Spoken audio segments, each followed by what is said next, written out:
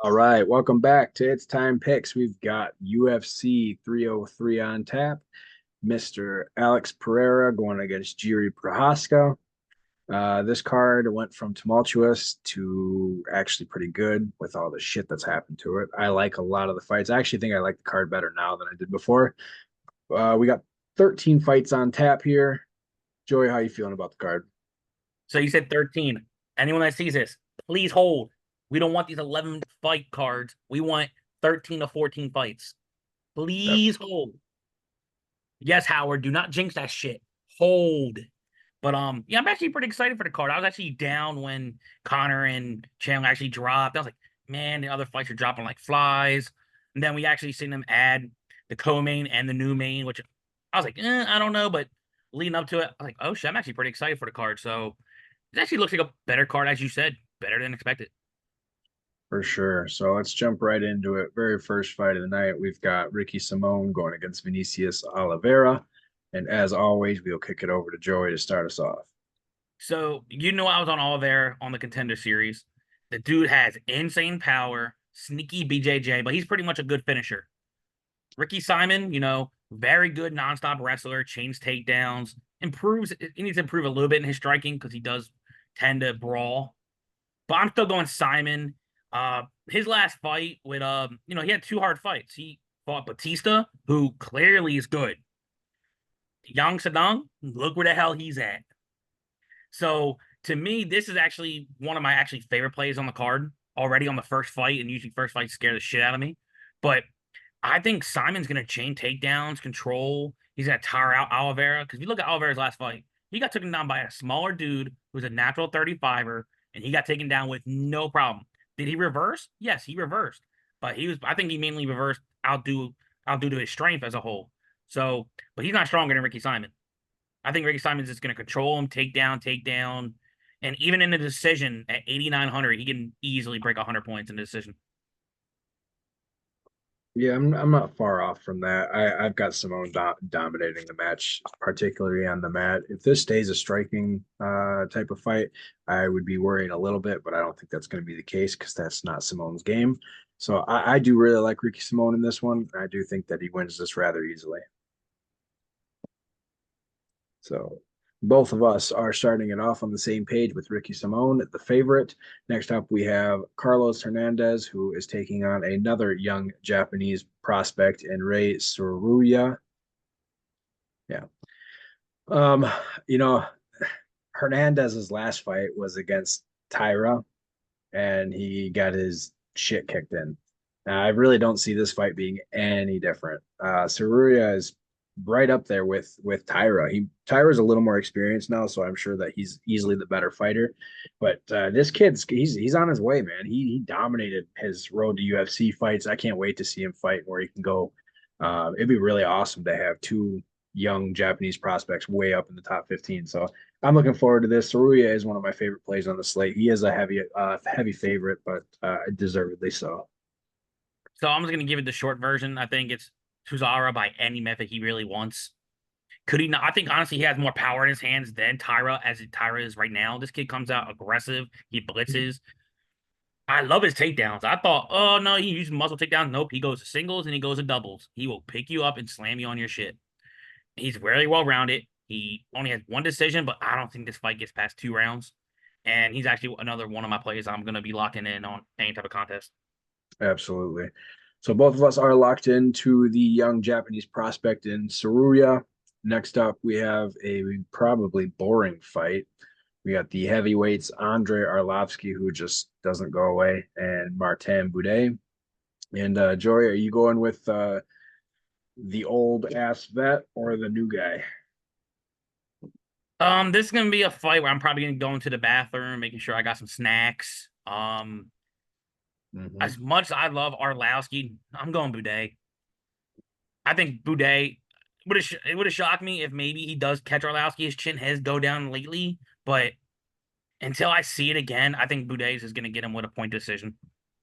And it wouldn't shock me if it's a split. Yeah, I feel the same way. I think no matter what happens in this fight, you're not going to see a score worthy of anything DFS wise. I do have Boudet simply because he does have more volume. But the thing with Arlovsky, and I say it every time he fights, is he slows shit down, and it's really annoying. So he forces people to fight much slower, and it's just a boring fight. But I do have Boudet. Good man. So we are on the same page once again with that fight. We both are going with the favorite in Boudet. Next up, we have a fight I'm actually really looking forward to. We got Michelle Waterson Gomez coming back, going against Jillian Robertson. And Jillian Robertson is one of my favorite smash plays of this whole slate. Michelle Waterson has struggled with grapplers pretty much her entire career. She's decent at wrestling. There's no doubt about it. But going against somebody like Jillian Robertson, Robertson's going to kill her. And if Waterson doesn't tap, Jillian might kill her. Yeah. So I love Waterson in this one. I think it's around first. It's a first or second round finish. So by sub. So I'll say this right now. My pick is Robertson. And as you stated, if she gets a takedown early when they're both dry, she's not getting off the back. Nope. And then she's going to try to transfer for an arm, or she's going to try to swerve her way over for a triangle. She's going to get something. But one thing I will say is it may not be the first takedown. It may not even be the second takedown. But Waterson, if she does get the takedown, then anybody that's on the side of Waterson, Gomez is going to be shitting their pants. But ideally, I think it's going to be Robertson. I think she does get a finish. If she doesn't get a finish, I think she's going to have a lot of control time that could still score decently in a decision. So Yep. I do like Robertson. Yeah, and she's only 8,700. I think that for me in my picks, I know I do not have a lot of dogs on this card, so those 8K plays are going to be big. Ooh, So good to hear that. both of us are on another favorite in Jillian Robertson. Next up, we have a fight that we really don't need to talk too much about. We have Peyton You can go Talbot, 1, 2, 3. Giannis Gamori. We're going with Talbot. Like I looked it up. There's like the last poll that I saw. It's about 98% of people are on Talbot, which is just insane. But Joey, if you have anything to add to that, go ahead. Only thing I'll say is, and this is the only thing I'll say I do not like about this fight. His money line is up there with the John Jones, with the Nunez, with the Cyborg, with every one of the goats. I don't agree with the line one freaking bit. That's one thing I will clearly say. 9,800, that is a high tag. So you better hope either he gets a 60-second bonus where he gets a knockdown and a knockout, or you better hope he looks like Holloway did against Gaethje for 3 rounds. That's the only way I see him even remotely getting close to paying that off. But I still got Talbot. I'm not gonna play it. I think it's kind of, unless you have a lot of dogs, but then okay. But I'm probably staying away from this fight. Just due to the tag. That's about the only way to do it because Talbot's just too much. I like Talbot's 9,800. prospect though. Oh, absolutely. I like both of them as prospects, if I'm being honest. And it would be really funny if Gamori took him down and submitted him because it is a possibility. Mm-hmm. And I think people are kind of forgetting about that. So it'd be really interesting to see. I looked at it earlier. The prop bets for submission, Gamori submission in rounds 1, 2, and 3, they're all like around plus 5 to 6,000. No, round 3 was plus 8,000. Because nobody thinks it's going to get there. So I mean, that's Talbot makes a mistake. You never know. We've seen it before. It wouldn't shock me if it goes to all 3. Oh, it would for me. I don't see this. Look, I said that the heavyweight fight last week could go all 3, and every people I know for the most said I was a donkey for saying it. I was on decision for it. I said some people, not all. But yeah, so both of us are in the favorite. I would sprinkle in a Gamori or two because we really don't know how Talbot's gonna be if he gets on the mat again. It'll just be fun to watch. More than likely, we'll see Talbot record another knockout. But both of us are with the favorite and Peyton Talbot. Next up, we got Charles Jourdain against Jean Silva. And this, if it wasn't for all the fights on the main card, this would be potentially fight of the night. Every fight that Charles Jourdain is in is one of those. He goes balls to the wall. It's constant striking. It's constant movement. It's constant everything. And the dude's tougher than shit. With that said, I have Silva in this fight because I think at some point Silva chooses to take this down to the mat. And though Jourdain has shown really good or not really good, but decent get up ability, I don't think he's going to get away from Silva. So Silva is my first dog on the card, and that is my pick. So I'm actually pretty excited about this fight. One thing I will say is Silva's last fight, who was supposed to be, if that fight actually happened, I don't think Silva would be in the UFC anymore. He might be locked up behind bars if that fight actually looks supposed to be him and Gomes. Knowing how bad Gomes looked, that. But personally, I think this is a contender for fight of the night, even with all the other fights on top. I'm slightly leaning Jordan. As most people are. And like I said, I'm not telling people a wrong I'm pick. not wrong. It's not a wrong pick. No, it's not Not a by wrong pick. I think this fight is gonna. I think both guys could have moments early, and honestly, depends on who wins the first fight. I mean, first round of the fight, it could determine the pace. If Silva mixes in takedowns and control, Jordan's gonna be like, "Oh shit, I can't overexpand because there's a chance I might get taken down on." If he stops the takedowns early, then maybe the volume of Jordan could potentially win it on a point decision. But I think if anyone gets finished, I think Silva gets the finish. But I do want to throw this out here for you. So when I was doing all my research for it, Jourdain is really easy to take down. he is. He was taken down by Woodson one time, Ramos twice, Nate Wood 5 times, Burgess 2 times. And I'd put Silva on top of at least 3 of those guys. So Silva is extremely dangerous, man. He's not a guy that you can just sit there and screw around with on the mat. So he gets it down, and we could see an early submission or ground and pound. But I actually I'd like to think that they'll be striking because I just think that'd be more entertaining.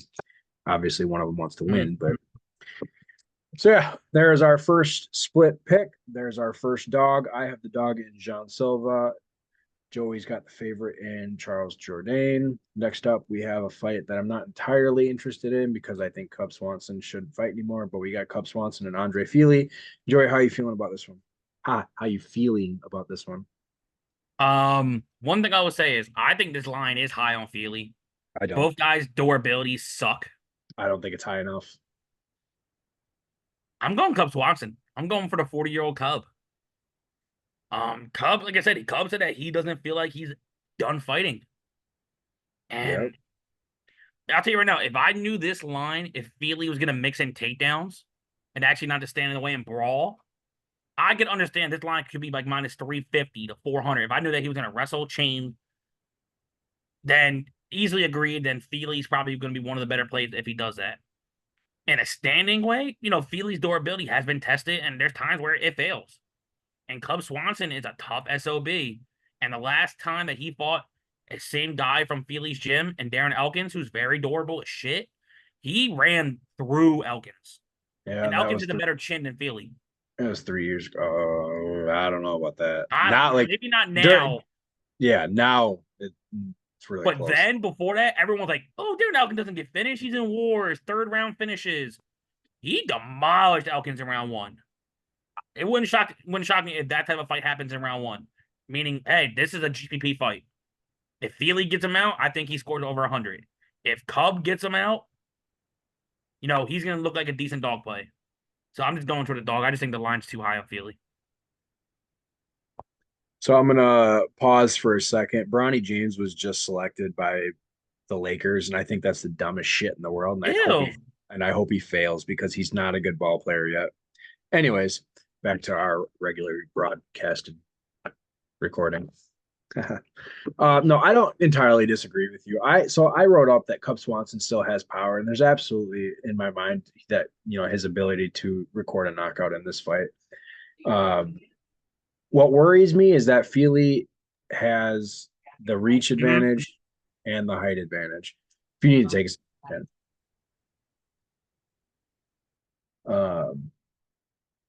So I just think Cubs struggles with that. He does, like, he is 40 now. He's getting up there. His chin's already been tested quite a bit. I get that Feely's has, but I trust Feely much more than I do Swanson. I don't Plus, hate that, though. Feely's 6 years younger, so. But it should be a fun fight regardless. So there is our another split pick. Joey's got the dog in this one. That'll be his first one with Cub Swanson. I've got the favorite in Andre Feely. Next up, we have Joe Pfeiffer against Marc Andre Barrial. And I have a lot of worries about this fight for several reasons. I will likely avoid this for DFS because Pfeiffer showed in his last fight that he's not ready for the top dogs. He did lose to Hermanson pretty convincingly. He hung in the fight. He wasn't bad. I'm not saying that he's a bad fighter. He's not. Uh, Barrial lost to Chris Curtis, who has been continually taking on top guys. He's a good striker. He's hard to put out, but he hung with him for those 3 rounds, and it was a split decision. So it was super close. The reason that I don't really like this fight a whole lot is I feel like they might feel each other out for too long, simply because they both are good strikers, both solid strikers. Pfeiffer is definitely better on the mat, but I don't know that he'll get Barrial down. If he does, then I've got Pfeiffer all day. Uh, but I do have Pfeiffer winning the fight. I just think it's going to be much closer than the odds indicate. So I'm actually glad you broke it down the way you did, because I remember towards the beginning of the week, I almost told you I almost made fight for my lock. I almost did. But I was like, look, I'm not trying to be biased. He's a Jersey guy. I do love Joe Pfeiffer, good guy.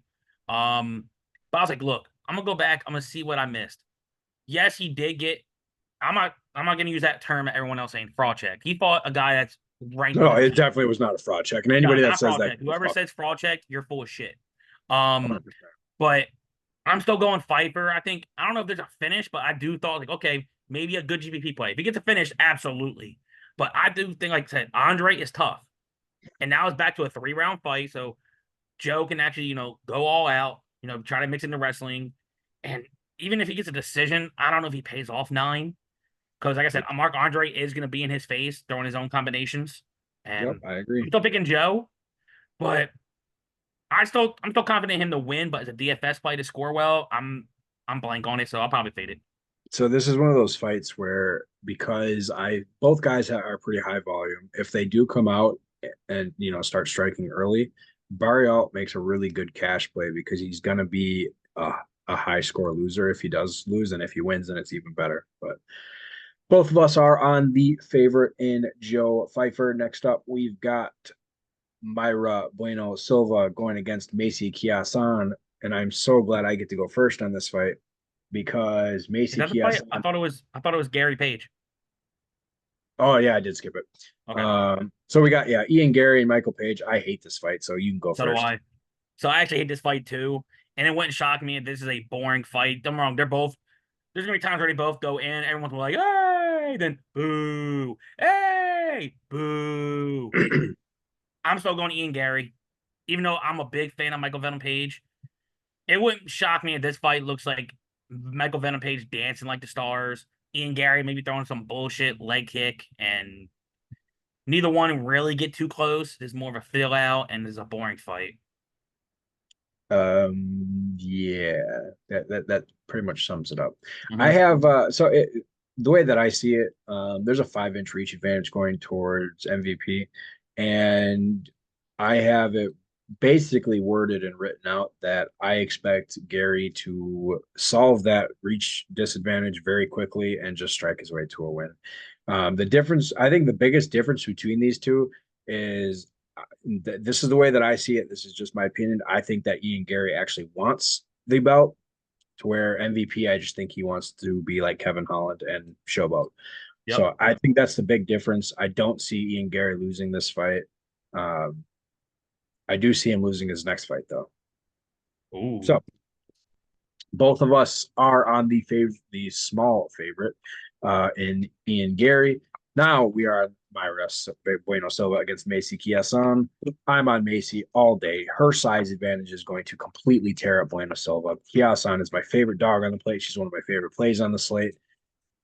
I feel bad for Bueno Silva because she's either going to get rock standing on the feet or she's going to have this 5'11" chick laying on her the entire time.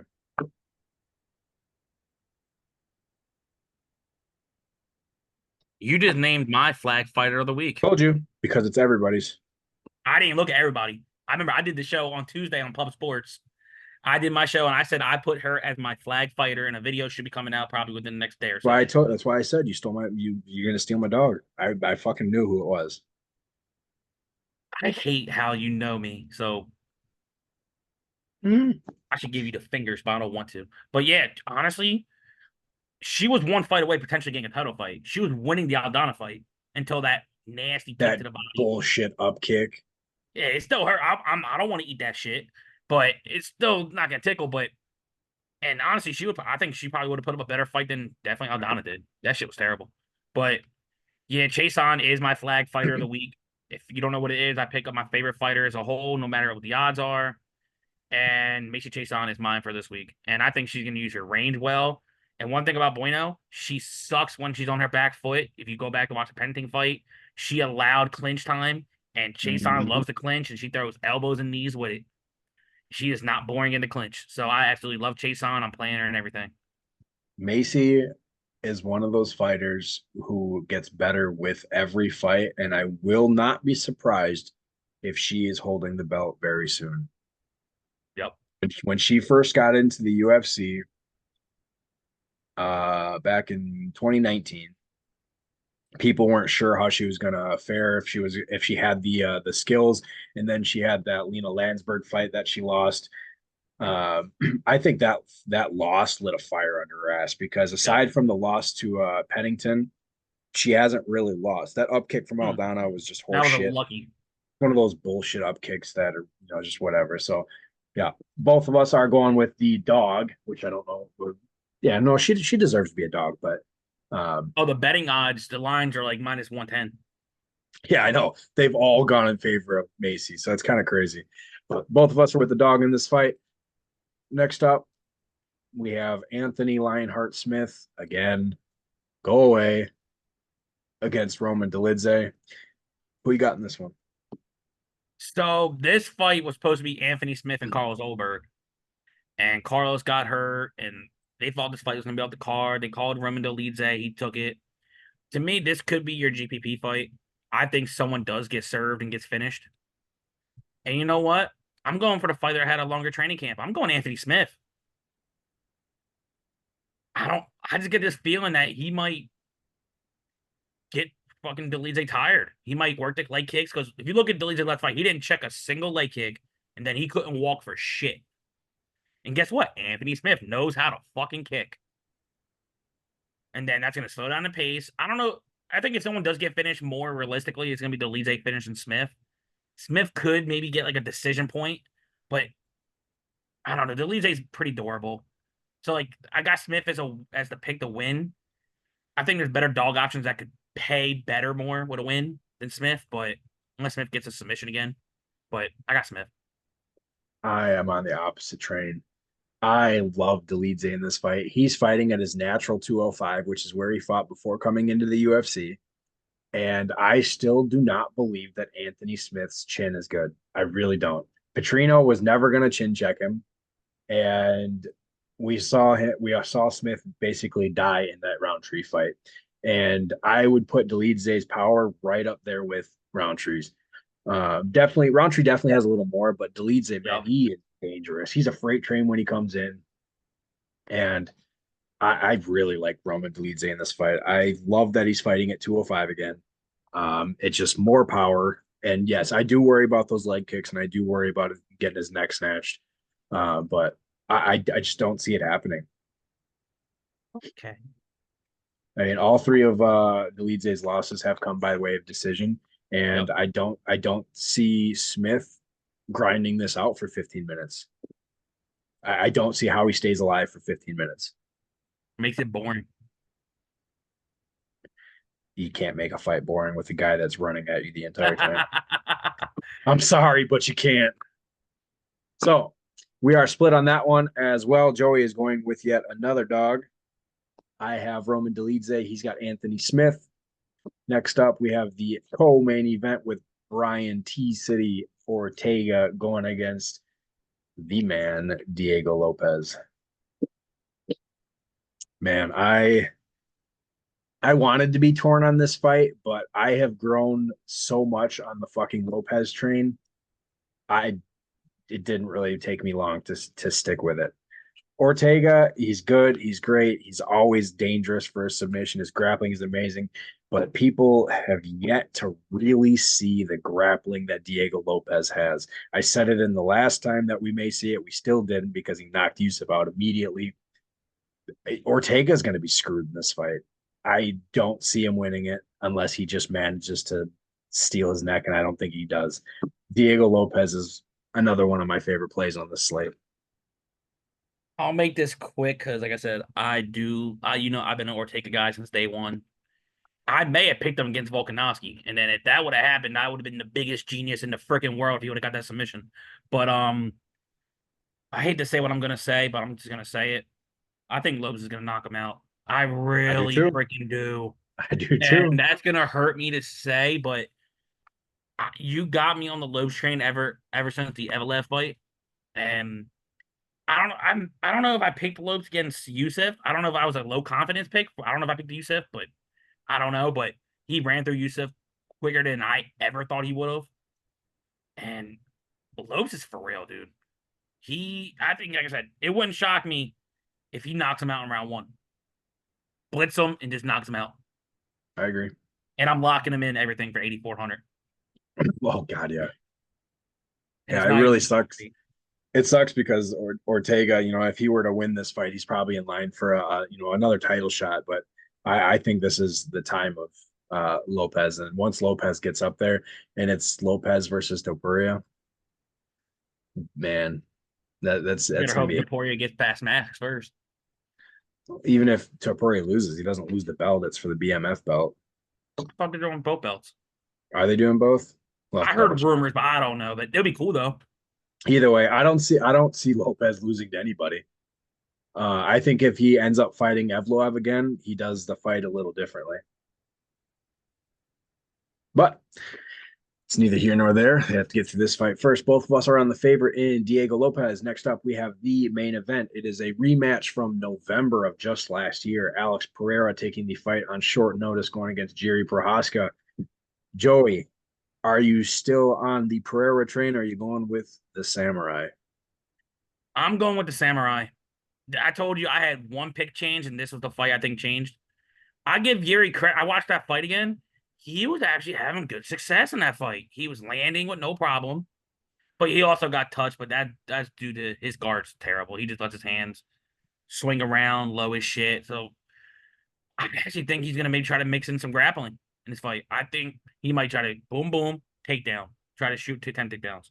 He may not get the first couple. Like I said, Pereira is a big dude. I think he's gonna mix it in, and then all honesty, my gut feeling he's gonna get a finish between rounds like 2 or 3, and they're gonna set up a trilogy. Because you see how the UFC does it. One guy wins. They don't believe the next contender up. If the guy's been champion, they're gonna give him a rematch. So I think UFC loves their trilogy fights. I'm on Prohaska, but definitely pick your side in this fight. I disagree. Who's There picking is your only side, or there is only one side, and that side is the man who is going to knock him out for the second time. no? Pereira will keep the belt again, and it won't be much of a fight. What Jiri showed me in his last fight, aside from being dangerous and unorthodox, which he is, that fight against Rakic, when he came back in the second round and won, he was outstruck by 20 strikes in the first round and looked very hesitant. And that's not something you can do against Pereira. Mm-hmm. He's going to do that again. It's not going to go well for him. He's going to get knocked out.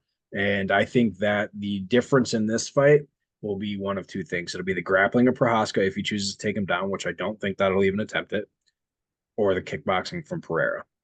And I don't think that Prohaska can survive that. Okay, understandable. So we are split yet again on that one. I think this is the most dogs Joey has taken in quite a while. In a I am while. Pereira, and he has the dog in Prohaska. You have 4 total dogs, sir. Yep. I have got 2. So that wraps up UFC 303. I am really, really looking forward to this card. I cannot wait to see how it goes down. Hopefully, it goes my way so I can beat Joey again because that's just what I do. Better Hopefully, watch out. Joey's flag actually gets nailed this week because I'm also on his flag. Yep. He hasn't been so good at him so far. Hey, I'm 1-1. I had Armfield really fight for my first one. Yeah, and then you almost lost for naught. Hey, we're not gonna talk about that. A win's a win. That was super I keep close. positivity thoughts in this damn Oh, video. absolutely, absolutely. So yeah, if you get the time, go check out his other his other video. Check out his flag. Check out his other stuff. He's definitely trying to get out there and do some more, and he's very knowledgeable. So definitely check that stuff out. Next, let's see, June 29th. So next week, yeah, because it's 4th of July weekend, there is no card. So we will be back in 2 weeks for what was Macy Barber and Rose Namajunas. Barber had to pull out, so Thug Rose is fighting, I can't Tracy remember, Cortez. Tracy Cortez. But I heard that might be the co-main. Who would they move into the main? I don't know, but I heard something about them potentially wanting to put that as a co-main for 3 rounds. They don't have the entire card out, so Yeah. we'll see. But Joy, you got anything else to add before we get off? Hey, make sure. I think this is gonna be a good card, so make sure you get your beverages, get your food ready. So I think there's gonna be a lot of good action on the fights tomorrow. I Before said we get tomorrow. out of there, just let them know your other where they can find your other stuff. Okay, so you can find me at Joe DFS betting on X. Tuesdays I do a show on Pub Sports Radio where either I'm a call in and I go plant my flag, but I also made my debut on the show, doing the whole show as a breakdown. You can find out on my Twitter. More should be coming out, and I'm actually gonna be trying to drop more overall picks, not even just DFS, but for betting. So my DMs are always open. If you have any questions, just feel free to hit me up. He's also single. I am. And tomorrow I will be going live with RotoWire IQ as I do for all the pay-per-view cards. That's always a lot of good information. We got Joe Sun Tzu on there. He's very, very knowledgeable, Mm. as is Chris. So we will end it there. As always, we appreciate you watching, and we will catch you again in 2 weeks.